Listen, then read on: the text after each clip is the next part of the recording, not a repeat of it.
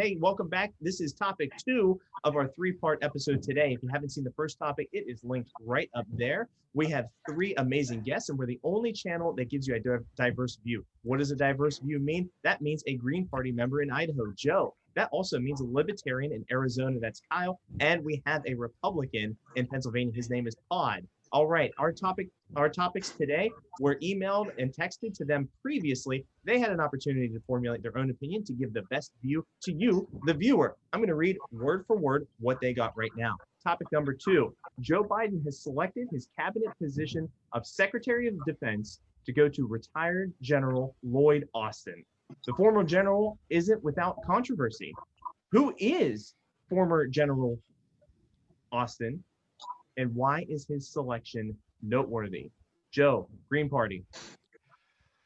General Austin was commander in CENTCOM. He commanded the 10th Mountain Division when they went to Afghanistan in 2004. He was involved in AD or 18th Airborne Corps before he assumed the CENTCOM command.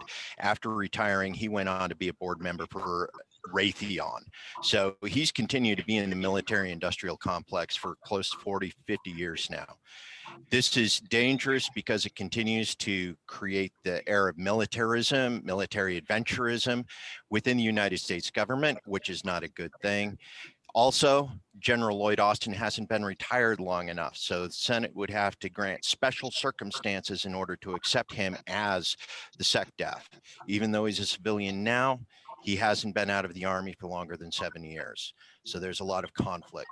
Furthermore, the issue when Joe Biden was introducing General Lloyd Austin as the next SecDef that has to be appointed, that these exceptions need to be made for, he used rank tokenism, saying that 20% of the United States military's minorities, particularly blacks, it's time that they received a black leader in the name of the SecDef, which is just blatant tokenism and outright racism from the Democrat side of the House.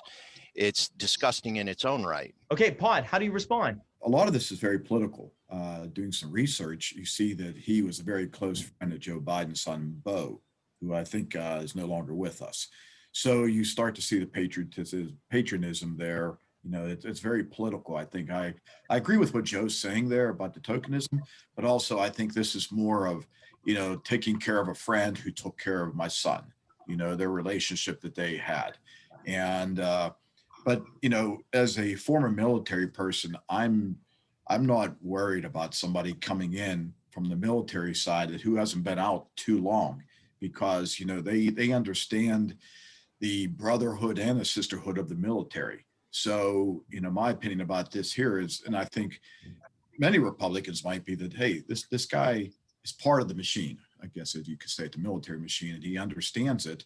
I don't think he would be such a bad pick. Kyle, you're a Libertarian in Arizona. Is this just the changing of the old guard, bringing back the same people that got us into messes to begin with? Yeah, well, anytime you're messing with the foreign affairs of someone else, obviously the libertarian position is to end all foreign wars. So that's definitely a red flag. But what's also a red flag is Biden is a lifelong politician. Who trusts a lifelong politician? So to come in and to start assigning cabinet positions that are already raising red flags, it's just not a good start. Joe, how do you respond to all these red flags being drawn? Well, the red flags are absolutely correct.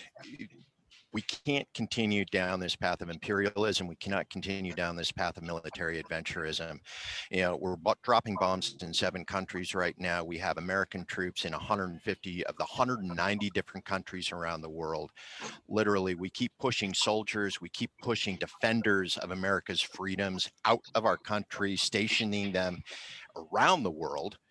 We've reached that point where the sun never sets on the American flag. There's a flag flying in all quadrants of the world right now.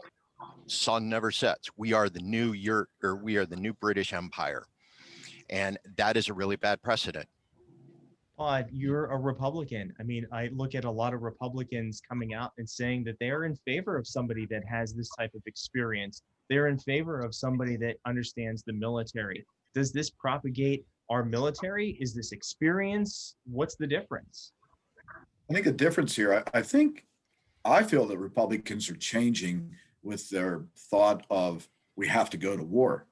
I mean, if you look what President Trump did, he started pulling us out of the wars and out of these conflicts. And it's what, like Kyle said, we don't want that. And now you kind of wonder if Trump is a little bit of a libertarian there because of his saying, I went out, and I'm concerned that we're going to end up back into those places.